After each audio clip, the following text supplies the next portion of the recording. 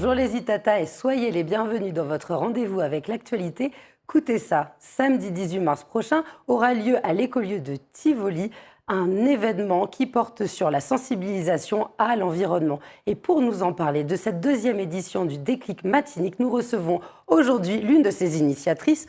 Bonsoir, comment allez-vous Martine Lheureux ? Eh bien, ça va super bien, merci beaucoup. Bienvenue sur le plateau. Alors, merci. Comment vous sentez-vous à une semaine des festivités ? Eh bien, fébrile et on a hâte en fait, la journée se monte bien et on a hâte surtout de voir l'émulation autour. Alors, comment s'est décidé cet événement ? Parce que c'est la deuxième édition, mais quelle est la genèse du projet ?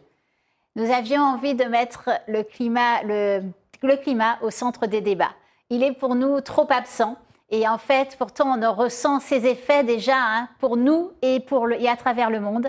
Et on sait aussi qu'il y a un déni par rapport à ce qui se passe. Et donc, nous voulions le remettre au cœur des débats. Mais au cœur des débats pour que chacun puisse s'approprier ce qui est en train de se passer. D'où le nom Déclic. Vous Exactement. voulez impulser une énergie positive. Tout à fait, exactement. Climat, Déclic Matinique, c'est vraiment l'idée du nom. Alors cet événement est organisé sur une journée entière, de 8h à 17h30. Ça se terminera d'ailleurs par un concert. On en reparlera par la suite. Vous êtes plusieurs à être sur l'organisation. Il y a aussi des partenaires, des bénévoles. Est-ce que vous pouvez nous les présenter ? Eh bien, nous serons avec tous les bénévoles de la fresque du climat, bien sûr. Il y a aussi la fresque de l'alimentation qui sera avec nous. Ça sera pour le stand de sensibilisation. Les équipes de Météo France aussi seront avec nous sur le stand de sensibilisation. Et puis, nous avons la fresque de la renaissance écologique qui, elle, en fait, nous permet de faire partir un imaginaire, des imaginaires sur ce qu'on a envie de faire. Donc, de déclencher, en fait, des actions positives, et de nous aider à recenser ce que les gens ont envie de réaliser. Et puis, il y a aussi l'association Combit qui va réaliser le théâtre forum avec nous, puisqu'on présente aussi un théâtre forum. L'association Casaliane qui s'occupe de tous les parcours des enfants. Très sage, avec qui vous pourrez faire de la transformation coco. Des fibres de coco pendant toute la journée. Et puis, bien sûr, ceux qui nous reçoivent, Ipiranga et toute sa merveilleuse équipe qui œuvre sur cet écolieu de Tivoli. Alors, pourquoi l'écolieu de Tivoli, pour ceux qui ne connaissent pas ? Eh bien, l'écolieu de Tivoli, c'est un endroit magnifique, à 5 minutes du parc de Tivoli. C'est un tout petit peu après. Et en fait, ils ont fait là un jardin nourricier pour se nourrir et pour se soigner.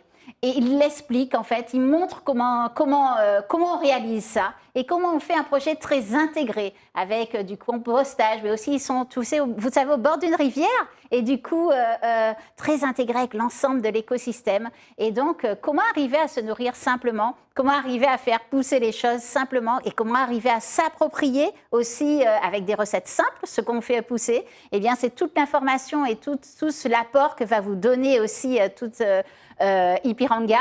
Et aussi, ce sera l'occasion d'un mini-marché avec des exposants et des artisans locaux, comme ils l'organisent. Donc, tout le long de la journée, vous pouvez à la fois nourrir le corps et l'esprit. Donc, cette nourriture de l'esprit avec des explications, des échanges, mais aussi apprécier les bruits, le calme. Il y aura des marches un peu contemplatives. Exactement, puisque tous les parcours, en fait, sont différents. Et un parcours, c'est une marche du temps profond qui permet de ressentir toute cette époque qui va très, très vite et de le ressentir dans un endroit calme et, comme tu dis, de s'approprier les choses. C'est vraiment très inspirant de le faire ainsi. Et chaque temps sera très différent. Il y aura des conférences interactives où vous pourrez échanger donc avec les personnes qui vont porter de l'information. Il y aura aussi une visite guidée de l'écolieu et les maîtres de l'écolieu qui vont expliquer un peu ce qu'ils réalisent, comment ils le réalisent, pourquoi, à destination de qui et comment est-ce que ça peut être réplicable.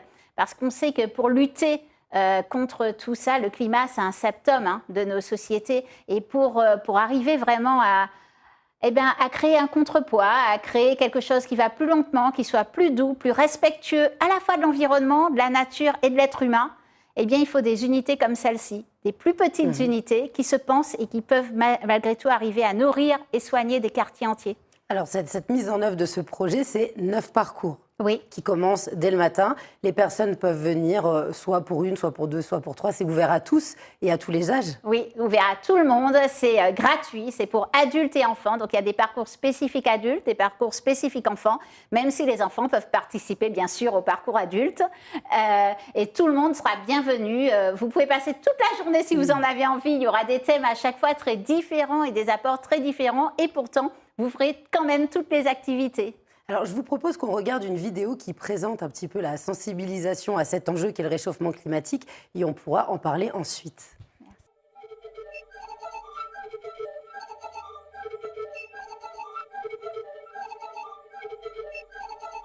Les manguiers sont en fleurs et en fruits en même temps. Il n'y a plus vraiment de saison. Il fait très chaud sous le soleil et en même temps, il y a un vent froid. Les pluies sont souvent intenses, créant des inondations brutales. Ok, le climat change, mais que faire? Venez suivre les parcours de Déclic Matinique, la journée pour comprendre, boccanter, agir, le samedi 18 mars à l'écolieu de Tivoli de 8h à 17h30. 9 parcours adultes, 3 parcours enfants, un format interactif, réaliste et ludique. Apprendre, partager, vivre un théâtre forum, des contes, comprendre ce lieu de vie qui nourrit, soigne et relie, découvrir des recettes de fruits et des légumes du jardin, se prendre au jeu, créer avec d'autres des récits partagés pour façonner et poser vos envies, vos imaginaires, expérimenter à travers des matières vivantes comme le coco, le bambou. Et pour clôturer la journée, le talentueux Bambouman en concert. Ensemble, venez nous rejoindre. Alors, on vient de voir des extraits de ce qui va se dérouler, que vous avez l'habitude de mettre en place, n'est-ce pas, lors des fresques du climat. Est-ce que vous pouvez un peu nous présenter cette démarche ? Eh bien, il faut que les personnes s'approprient eux-mêmes les grands enjeux. Et c'est une démarche d'intelligence collective, une démarche participative, un atelier de la fresque du climat. Des personnes sont réunies autour d'une table et essayent de comprendre les causes et conséquences du dérèglement climatique, saisir l'urgence et puis débattre. Maintenant qu'elles sont sur un socle commun de connaissances, débattre sur voir maintenant qu'est-ce qu'elles ont envie de faire, qu'est-ce qu'elles ont envie de voir mis en place tant dans leur vie que dans leur entreprise ou dans l'économie du pays. Alors, ce qui est fort dans votre démarche, c'est vraiment la volonté de faire participer les autres et de nourrir quelque chose de commun, une idée commune et de faire avancer, non pas avec lutter contre les préjugés et non pas avec des connaissances préétablies. C'est vrai, on ne veut pas arriver avec des solutions toutes faites. On pense d'ailleurs qu'il n'y en a pas de solutions toutes faites à tout cela, sinon on les aurait déjà toutes mises en place si elles étaient très faciles. Chacun développe les siennes, chacun a ses propres envies, mais pour savoir à quelle hauteur il faut placer le marqueur, il faut bien comprendre les enjeux. Et c'est vraiment l'appropriation des enjeux qui pour nous est importante. Et derrière, une fois que les personnes sont prêtes, eh bien recenser, mais qu'est-ce qu'elles ont envie de faire? Et ensuite, aller la force d'aller voir les politiques pour leur dire, mais vous pensiez que la population n'est pas prête à ça, mais c'est faux. Parce qu'une fois que la prise de conscience est faite, eh bien voilà, les gens sont parfaitement prêts à faire ci, à faire ça, à faire ça, à faire ça. Et voilà ce qu'eux ont envie de voir faire. C'est un véritable éveil citoyen. Exactement. Et en faisant éveil citoyen et puis participation pour qu'eux-mêmes fassent le récit, des récits qui peuvent inspirer aussi. On a une autrice qui sera avec nous et qui nous a dit qu'elle va s'inspirer en fait aussi des récits, peut-être pour écrire nos imaginaires 2030. Alors vos outils sont autant classiques que créatifs. Vous aviez la volonté de laisser l'imaginaire prendre sa place. Exactement, faire ressortir avec des scénarios en fait, emmener les personnes vers quelque chose justement. Et ces écrits, on va les présenter. Donc on va vraiment, tous ces écrits qui seront ressortis et cet imaginaire qui sera sorti de cette manifestation, on va les présenter aux politiques parce qu'on a eu une idée de parrainage, donc avec des parrains et marraines de notre événement. Donc nous avons des parrains politiques, Monsieur Serge Letchimy, donc président du conseil exécutif de la CTM, Monsieur Marcelin Nadeau, qui est député de la Martinique, Monsieur Didier Laguerre, maire de Fort-de-France, Madame Claire Tessier, qui est sous-préfète à la cohésion sociale, et aussi la formation et la fonction publique au centre, et Madame Arlette Pujard, qui est directrice du CNFPT, et aussi autrice et très engagée dans notre société. Des associations phares dont nous avons demandé à deux, la Sopamar avec Madame Rosalie Yachette, sa présidente, et Pascal avec l'association Zéro Déchet Martinique, et bien sûr la Science C'est nous, ce qu'on vulgarise, c'est d'abord tout ce travail qui est fait par plein de scientifiques. Et en Martinique, on a la chance aussi d'en avoir une qui est formidable, qui œuvre sur les mangroves et les zones humides. C'est Mélanie Herteman, voilà, et qui est aussi engagée dans l'UICN. Donc, oui. Ces personnalités sont le reflet de la transversalité de cette problématique. Et d'ailleurs, qu'en est-il en Martinique? Qu'est-ce qui nous attend? Qu'est-ce que vous présentez au public lorsque les gens arrivent avec l'information qu'ils peuvent entendre, qui peut faire peur et qui est angoissante? Vous servez un message positif. Donc comment vous arrivez à contrebalancer ces informations objectives et scientifiques et l'espoir d'arriver à quelque chose de mieux? En fait, c'est vrai qu'on arrive avec des informations, c'est-à-dire qu'on leur explique pourquoi il est en train de faire beaucoup plus chaud et que ça va continuer, que ça va s'accélérer et s'intensifier. Et pourquoi est-ce que les pluies sont de plus en plus fortes comme ça et localisées. Et aussi, pourquoi est-ce que y a le risque de cyclone qui augmente, le risque de montée des eaux aussi qui augmente.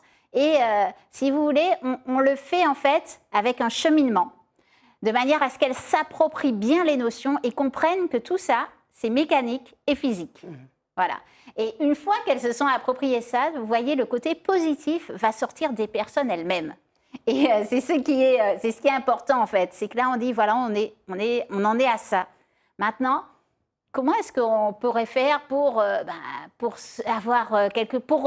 s'adapter à ça? S'adapter, c'est-à-dire vivre exactement, être robuste, arriver quand même à vivre malgré le fait que c'est en train de s'accélérer. Vous savez, il y a un exemple que j'adore prendre parce que tout le monde le visualise. Imaginez un entrepreneur de BTP qui monte son mur dehors. S'il fait plus chaud, s'il y a beaucoup plus de pluie, s'il a prévu 2 heures pour faire son mur, eh bien, il va en mettre 5. Et ça, cet allongement de délai, il ne l'a peut-être pas tarifé. Il ne vous l'a peut-être pas vendu 5 heures. Il vous l'a peut-être vendu 2 heures. Et à ce moment-là, il va prendre la différence pour lui. Mais il ne pourra pas prendre la différence éternellement pour lui. Et ça, vous voyez ce que je viens de vous expliquer là, vous le visualisez facilement. Et c'est valable pour tous nos métiers. Et c'est valable pour tout le monde entier. Donc des matières premières qu'on fait arriver, qu'on fait venir et avec lesquelles on mange, avec lesquelles on boit, avec lesquelles on travaille, à l'autre bout du monde, elles ont rencontré ce même problème de dérèglement du cycle de l'eau, de choses qui arrivent et bien qui font que les choses prennent des délais et d'énormes délais, qui font que l'économie tourne moins bien et que la vie quotidienne tourne moins bien. Vous vous souvenez de la chaleur de mars 2020 ? C'était une sécheresse très très forte. On n'a eu pas d'eau au robinet pendant un moment et on était tous en confinement. Ouais. On ne peut pas faire tourner une économie sans eau. Vous faites vraiment ressortir les différents mécanismes, les conséquences, les causes et montre bien que tout est imbriqué et impliqué. Exactement. Et nos vies en fait, on vit avec les phénomènes. Même si on ne veut plus du vivant, mais on est quand même hyper lié au vivant. Donc c'est aussi à un moment donné se dire, mais et au fait, peut-être qu'on s'est trop éloigné du vivant.